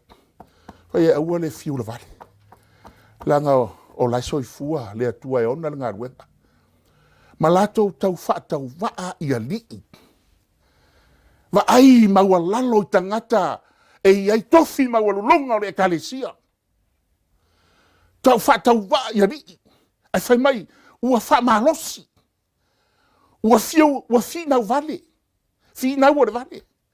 Ua le fefe, mea siri lana na whale tonu. Ua le fefe o na upuleanga i e ua mamalu. Tot siri fia. Tātou seo tātou taitai ma porkalama le halu lungo o ala ea. O le tele o tangata le mafau fau tulou. Tele o tangata le mafau fau latou te upuleanga i le taitai. Ale e mai i. Langa o le whailonga. O le whailonga. Ua tuupoina i le atua i le aso e whaasala i nai. Maolo pala i nai. O e whaale mātata. No mai alo lea o le vaenga mua mua. I nā sola ia. E te olai. Escape for thy life. Sola ia e te olai. O le whai upo e sfuma le fitu o le sola lea e tautala iai ia le kenese le nom ta upo suma le iwa. E iai o na tū la fono. E iai tū la fono o le sola lea e sola ai ia iona. Sola ai ia lota malona ainga.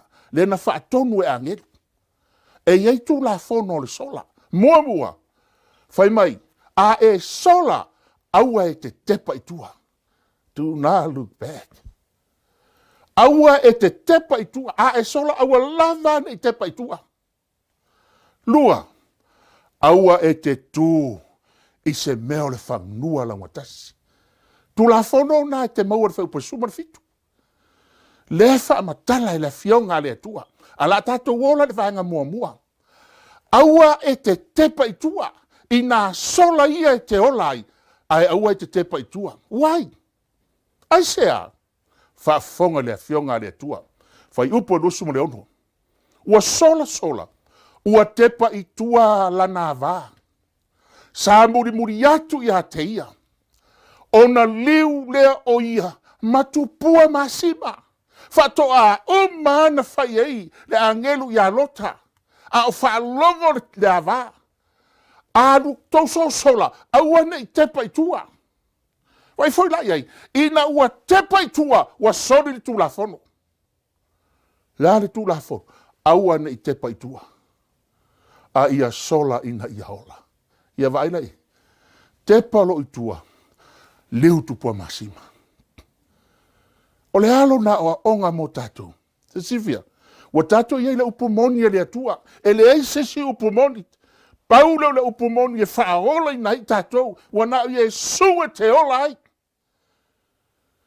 Wana au e sua tatou te olai.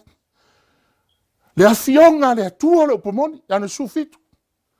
Tu la fono le atua le upumoni. Salamo sala suiva.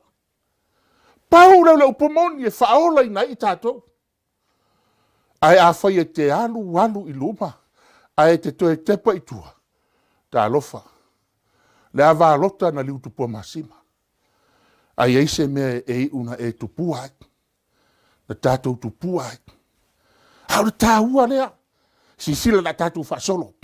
Tātou whasolo no le taimi. Whafonga lo lea. La tātou wo ia Yesu. Whamelo Yesu le leones luka su fitu whaupetutas. O le wailunga o le fale i le aso. Maana mea ua i le fale. Aua le alu ifo o ia e ave. E whapea foi le ua i le vau. Aua le toe foi mai o ia. E sisila. E fitu a upu na whai mei Yesu. Whaupe suma le fitu. Suma e toru suma lua i le luka le suma le fitu. Yesu. A ia o tou mana tua. Le a valota. Ai sea. Le hango le hava lota na sola ina ia ola. Ai to e tepa i tua. Ai sea. Wa ai. Wa alu wa mafau fau i tu ina nau. Ma mea na ola i tu tonu o so toma makomolo. ua toe whaatepa tasi itua, i tu ina nau o leo langa ma fianga sa ola mai ai na liu tupua masi mai la valota. Ai whape nare whaamtalanga Yesu, o lewa ilunga le whare, o lewa le vau, aware toe sau e watungi mea. Ai sea, o le a o mai whaatafu na ina. O le a o mai ia popoanga. Ai whai mai, ai o tō manatua le avalota. O lono winga, o le tangata e alu. Aua nei toe te paitua. Aua nei toe manatu i meo leo langa. Tu ina nau ma fianga, aua e alu i le atua. Alu, le upumonia le atua. E SAUNIGA i tātou, bore ola e whawau. Whafonga le whaupetou tolu. O se sa ili ia saunga le, sa ili ia saunga le mulo na ola, e maua ia te ia. A o se wha maua i. E wha sauina e ia. O upu ia Yesu. I le tangata e alu toe fo i tua. Ia whafonga lai le luka iwa whaupe ono sumantasi. Wa au mai nei le tangata. Wa fai mai fo i le tasi le li ie. O te muri atu ia te oe. A ia tu umai a te au. Se i o umua i wha mawai i lou a inga. E fia alu ia Yesu. Ai manao se i alu e wha mawai le awa. Se i alu e wha mawai le to orua. Wha mawai le a inga na saua i lea wha pongolola le tani a Yesu. Tani lo Yesu wha upe ono su lua. Wa feta la iatu Yesu ia te ia. Alu e wha mawai.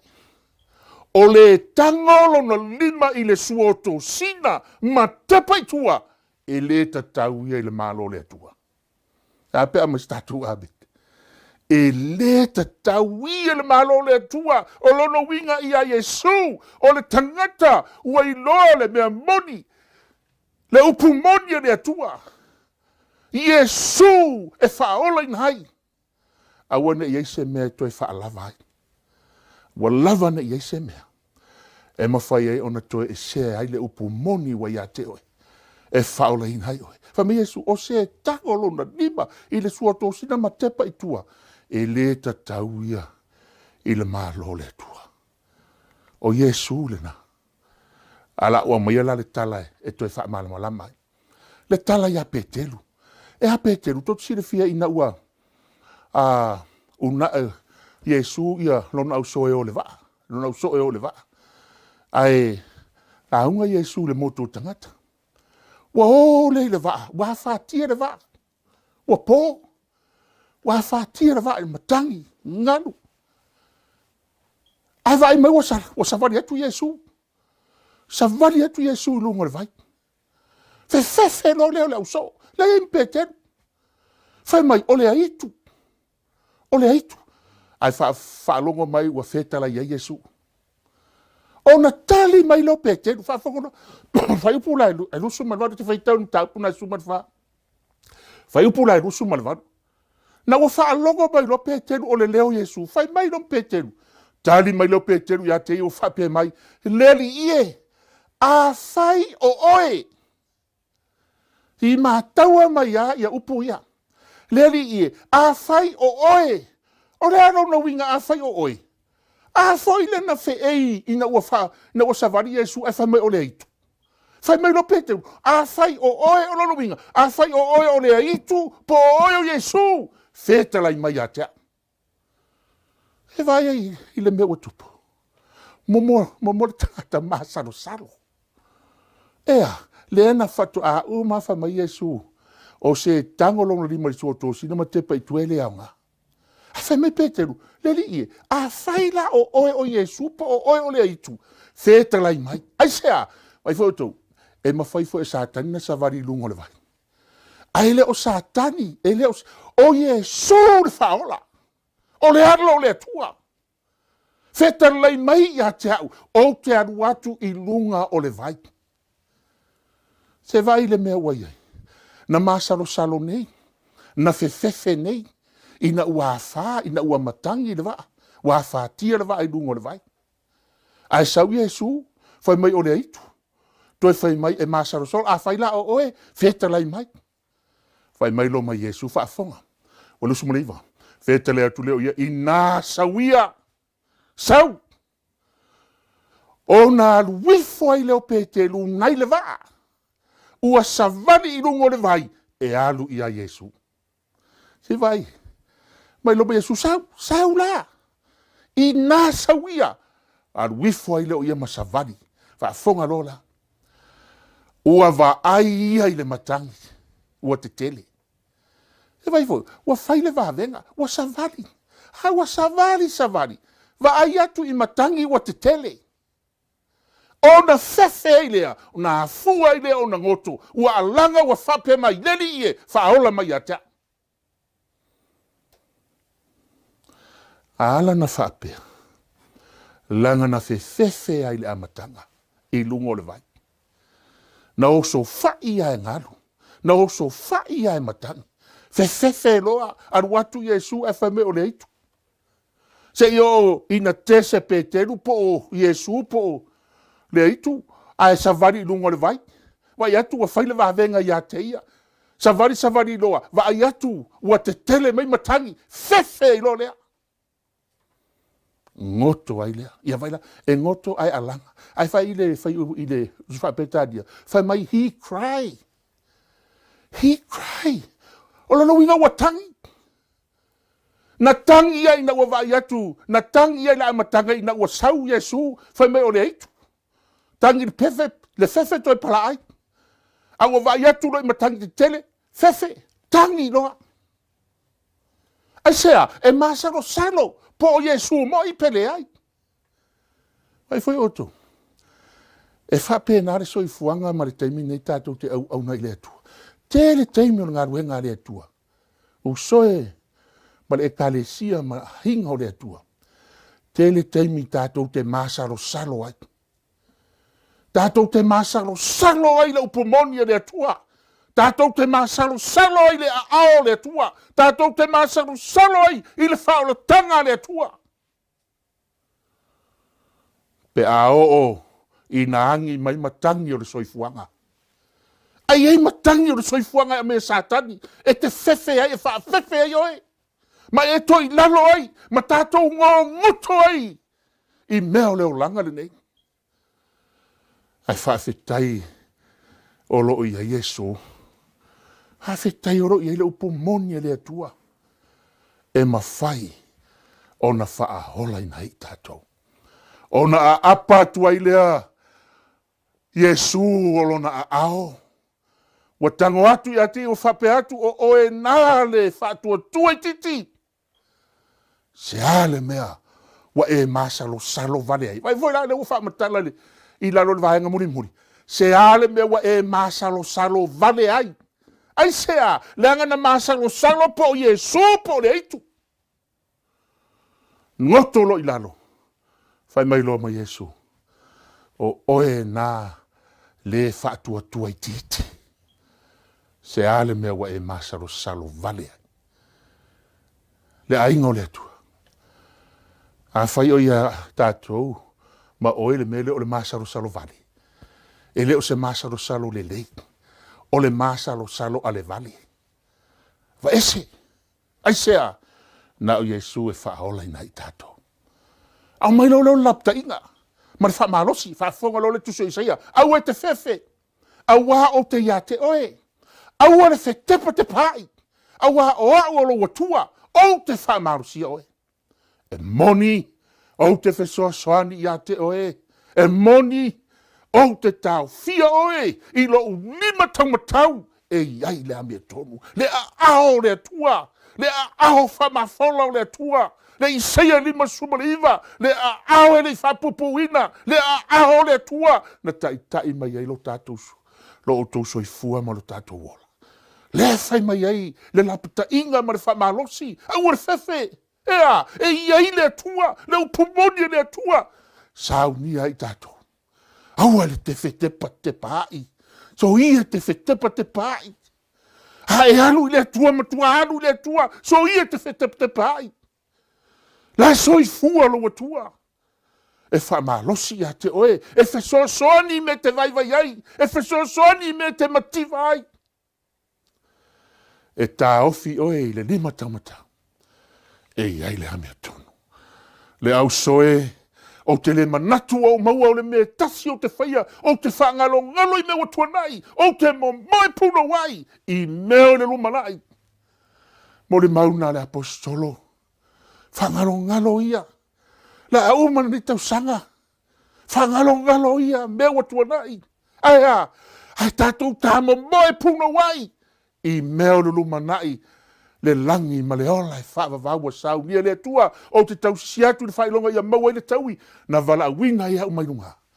E le atua ia ke riso Yesu. Vahenga lono lua, au e te tū I se meo le whanua langotasi. Au e te tū I se meo le whanua langotasi. Whaafonga lo le kenese suli whaupasu manvanu. O na tali mai I le o lota ia te ila ua. Leli ie, aua lava. E whai atu e sola I le maunga.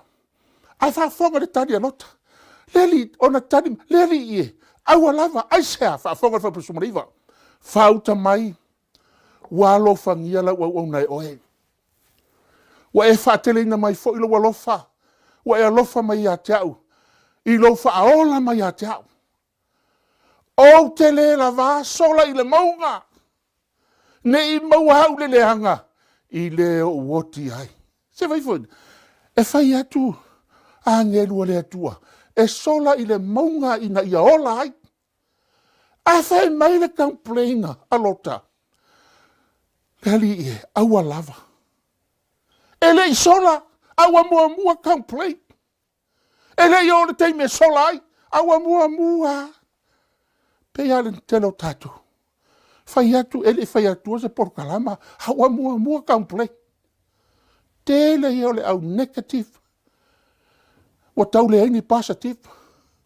Alea, fai mai lolota. O te le la va sola I le maunga, ia la le la va ele I anu.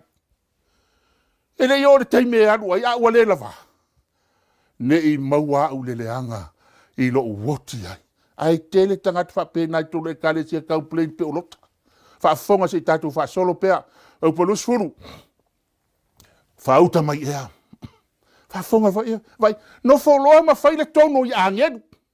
A o angelu ia na au mai le atua susuru sau kama to molo ma whaola ia molo na inga. Ai no wha ma whaile polo kalama I angelu, whaafonga foi. Whauta mai ea. O le a ai le lae lata mai. Le tala le alot. O te sola iai. O si ai titi foi lea. Se ia o solane iai. E leo se ai titi ea. O na ola ai leo au. So le. E foi atu le por kalama le atua I le me ola ai. Ai au mai foi mai ia malana por kalama. A le tele na le taimi tu tono nga ruenga le atua. E le kai tatu por kalama. O fato le por kalama fai fe au. Fato le por kalama te tanga le. Ai oso mai foi tangata ia mana por kalama sui ai. Peia o lota. Nao ai sui. Whaafonga si tatu whaasolo. Ona whaapea tua I leo ia. Whauta. Wo outa lia fo I lo manao I nā mea tā lofa. Tā lofa I le sila le atuari. Se atua I nā lofa. O au nā le atua I nā au mai. Ai sila fia le fo I au nā le atua. O te le whau matia le nā ai. Ua e whai mai ai. Se fia polea le whai. E tali ale atua. E tali ale atua I mea tātou te mana nao ai. Au au mani whaatati e por kalama ale atua e ola ai. Whaafonga lo le whau poru sulua. Mai loa. I nā e sola atu ia iai. Ia vame. Le la whau matia. Sola tu ia vame. I nganga na ngati a ngelu. Ala, ai whai mai alota se I sola le a. Awa o te le mawhai o na whai o se mea se ia e o atu ia. E iai o na whai ngoa ai o lea ai. O so ara. Ia vai lau. A e whai tau le ke nese lom tau poe suma le tolu. A whai upo se funu. Ina ua whai atu apela amo ia lota. Lota. Te le mana o e whemi sa I ta au auna. Ai sau ia oe. Sau a whaape te aru le tūtau matau o te aru le tūtau anga vale. A whaape te aru le tūtau matau. Ai vai atu ia lota. I le whanua launga tasi. Vai atu le whanua launga tasi. E tau I soara. Ka nana e tau I soara. Whai mai lo malota. Pelamo. Mana ia le whanua launga tasi na. Au I nana no whamua muai. I nai whanua launga tasi I soara. Na nofo ai le I o I tonu o so toma makamolo. O nofo whanua launga tasi. O so tonu le ai so toma makamolo. Le lai tu pori whaavelavi.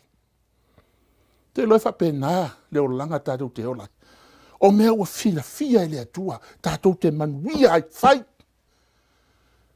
Ai leo le whai o so tātou fia malosi. Ia vaila, ai whai taula le kenese lam tāu poe suma le iwa.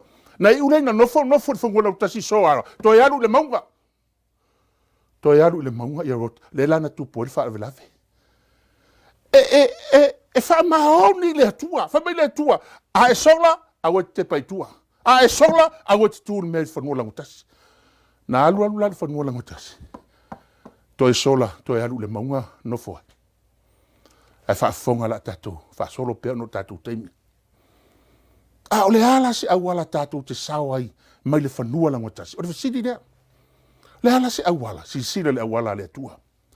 E pelu suma le lua. O inga o mafoi o iai. E le manatu iai o se mea ori ai. A o le mea e whaanoa noa ai. A e muri ane, e fua mai ai, fua o le amea tonu, e manui ai e ua o ina ai. Le awala lea. A o ina o ai tātou, e lea tua e ala lana upomoni. E e isteimi te langona lo whanonoa.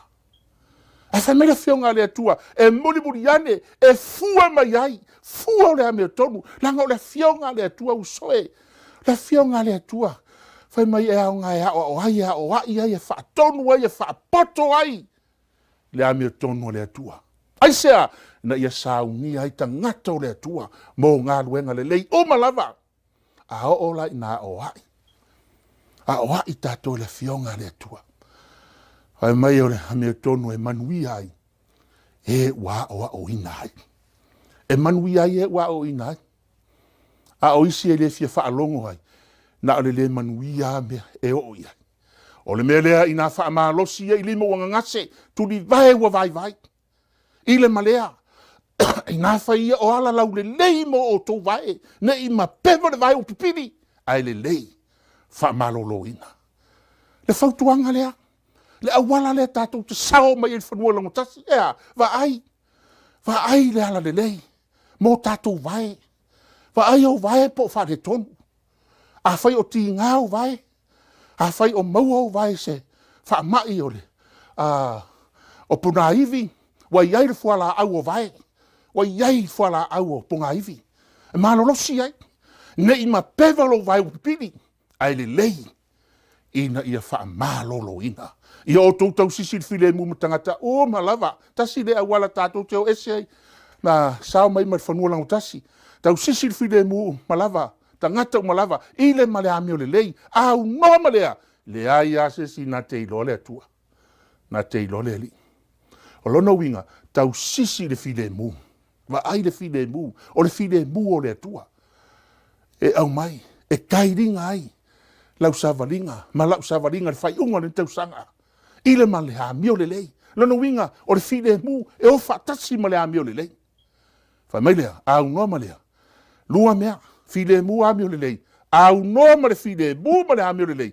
E lei se sina te lo le li. Tā ua. Le au wala tātou te sao mai whanua langu tasi. I o tō whai tete ia te o tō. Ne ia, ne I ai se tasi e. Ne I se tasi e le maua atu le rofa tu no le atua. Ne I ai se a o ona. E tupua e whaasoi saia te o tō. Ma le angai nisi a tō tele. Ta whewhe. Tasi lea mea e. Ta whain tātou sao e se mari whanua langu tasi. Ne I ai se a o ona. E tupua e whaasoi sa. Wa ai po I se a o ona I to tono lau Ekalesia.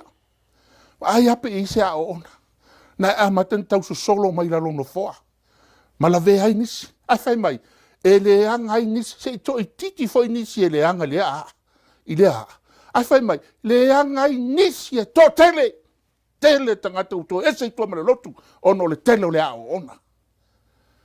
tele o le aona. Ai whai mai, whae tete. Mai whai upu nei amatai. Ia o tou, whae tete, ia te o tou. Tai yourself. Wa ai oe. Wa ai lava oe nei te ua e la vea le aona. Ma le angai ni se tau tele. O lo whaapeo na whetelai mai o Iova. Whaafonga le tuso i Elemia. O lo whaapeo na whetelai mai o Iova. Ia o tou tutu i ala. Ma wa ai. Ma fesili i ala o le vavau. Po o i whea le ala le lei. Ma i o tou sawa vani ai. O na maua le o tou. O le malo longa o tou anganga sea ma sabed. Amen. Fa mai tutu i ala. Ma va ai. Ma fesili i ala o le vavau. Ea, po o whea le ala le lei. E iai ala o le vavau. O hala tato woma iai. O hala i le lei. O hala i whale tonu. O hala i ngā oa. O hala i tele ai ia. Fevesia inga. Ai whai mai fesili. Po o whea le ala le lei. Ia o tau sawa vani ai. Maua lea. O le malo longa o tau anganga. Amen. Vaenga muli muli o le tatou launga. A ia sola lava i le maunga. Ina ne i mala ia oe. Aisea, Jesila. Salamo se laudu sutai fo mamua. E whaasanga e o matai maunga. E o mai ai lo fesoso ani. O lo fesoso ani. E mai ai o valea avene. O le na whaia le langi. A toa male lalo langi.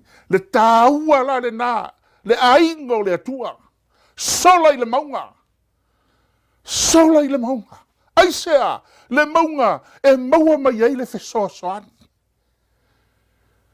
Sola i le maunga e o mai ai lo fesoasoani. O lo fesoasoani. E mai ai o valea. Na masani au na poi le nu o le atua sa o si taulanga i rungo o maunga. Tu rungo o maunga. E ta i fai mai le fai salamo. I tu atu o maunga. E au mai e le fesoasoani. A o le na fesoasoani. E mai a Iehova le na. Le tāua la na le aingo le atua sola i le maunga. Le anga e maua i le fesoasoani. Whaafonga. Ke nese lua sulo fau pasuma le wha. E iloa Iehova i le maunga. Iehova i rai. Loa Iehova i le maunga. Tāua la na le sola i le maunga. Ea. E o mai e ilo fesoasoani. O lo fesoasoani. E mai a Iehova lea. O le nei.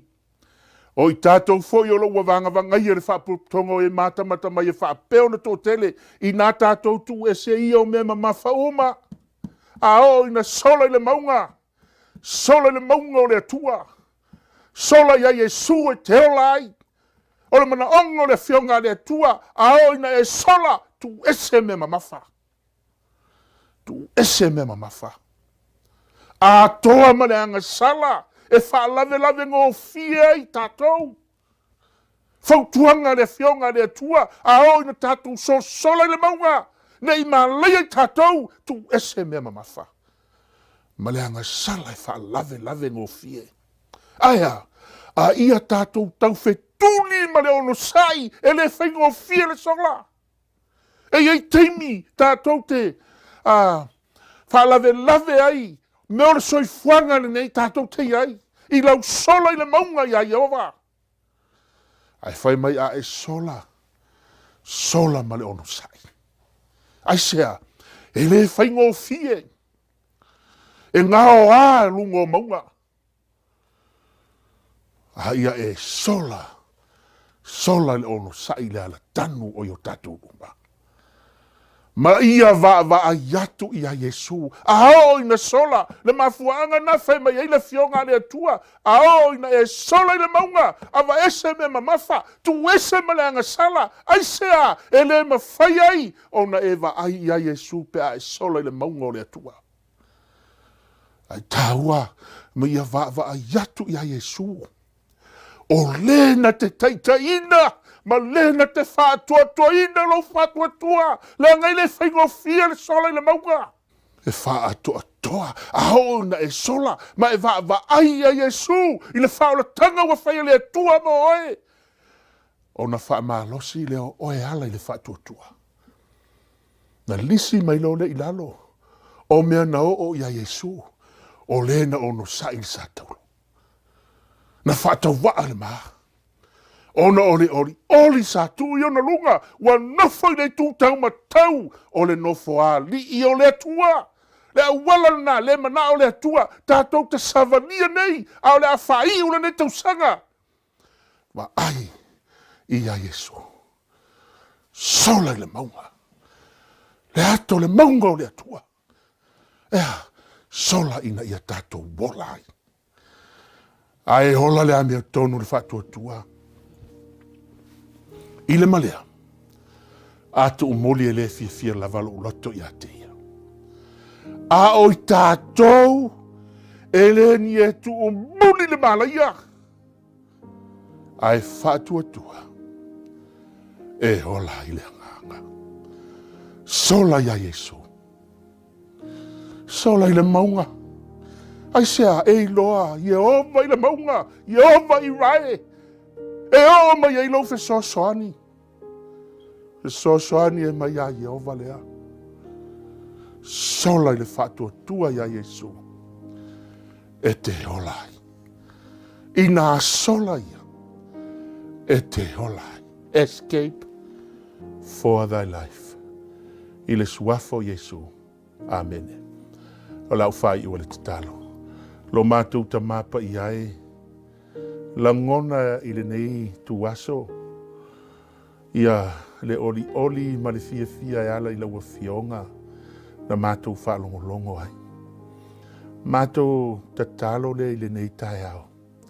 Whauru fale lo wanganga ia ai o fina ngalo ma wha moe moe. Ina ia whaalau tele laua fio o mātou manatu. O langona i le nei tu aso. Ina ia lavea ina i mātou. A o mātou savalia le nei soi fuanga o lo mātou iai. Whaamanu ia ina lau Ekalesia i le nei sapati. Se o mātou teite iao ao. Ai maise o le aufai ngā ruenga i so se i tu o lau ngā ruenga. Maise foi o ainga o lo whaalongolongo Ekalesia i tonu o maru taitasi. Ia iai lo wanga le lei ma lo alofa. Tai lo wanganga i le nei sapati i SAUNIGA uma o lo whenga iai. Ai maise foi se o mātou matanga ruenga. I uta o lo whengai ma nei SAUNIGA ai maise o porkalama uma. Ia vi ia oe le su e whavavau lava. Amen.